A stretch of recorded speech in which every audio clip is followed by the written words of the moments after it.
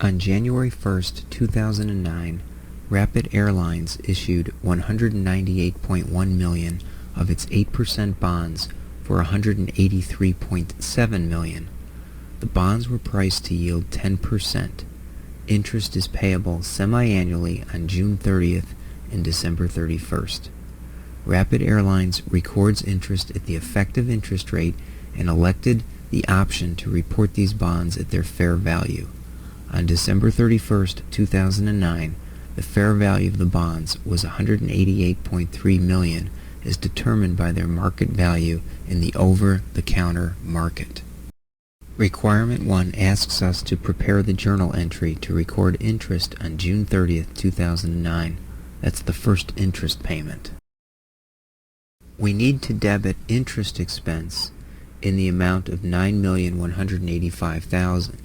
And how we come up with that amount is we take 5%, which is the semi-annual rate, or 1/2 of the 10% market rate at which the bonds were issued, and we multiply it times the present value of the bonds, or the cash proceeds we received for the bonds when we issued them. So 5% times $183.7 million gets us interest expense of $9,185,000. Then we also know that we need to credit cash for the contract amount of the bonds, which is the 8% rate, but since they're paid semi-annually, we divide that by 2, so we multiply 4% times the 198.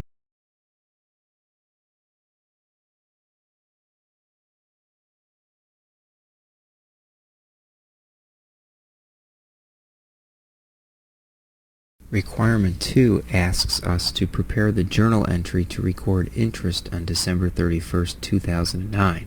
That's the second interest payment. The second interest payment involves a debit to interest expense in the amount of $9,248,050.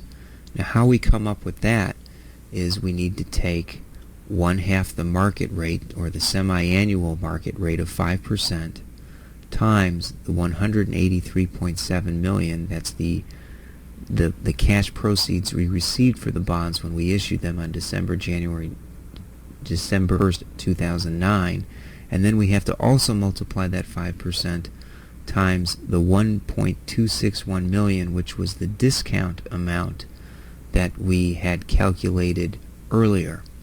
And when we take 5% times the cash proceeds plus the discount amount, that's how we calculate the $9,248,050. Now keep in mind the credit to cash is still the same amount as we see or have seen in the last period. We take 4%, which represents the semi-annual stated value in the bonds, right? They were 8% bonds, so semi-annual rate is 4%, times the face value, or the contract value of the bonds, which was $198.1 million. So the credit to cash is the same dollar amount of $7,924,000, and the difference between what we debit to interest expense and what we credit to cash represents the amount of the bond discount amortization that we need to record. So we credit discount on bonds payable in the second period equal of $1,324,050. Requirement 3 asks us to prepare the journal entry to adjust the bonds to their fair value for presentation in the December 31st, 2009 balance sheet.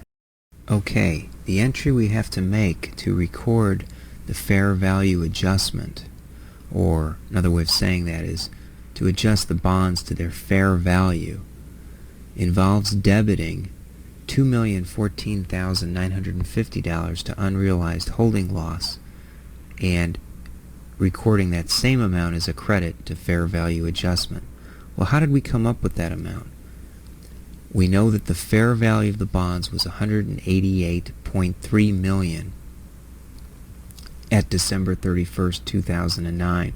We need to compare that with the carrying value of the bonds at that date, and the carrying value is what we calculate after we've prepared the discount on bond amortization right at that point at which we're determining the fair value. And the carrying value of the bonds on the company's books was equal to $186,285.50. That represents the bond proceeds less the unamortized discount at that point. So when we compare $188.3 million to $186.28505 million, we come up with an adjustment requirement of $2,014,950.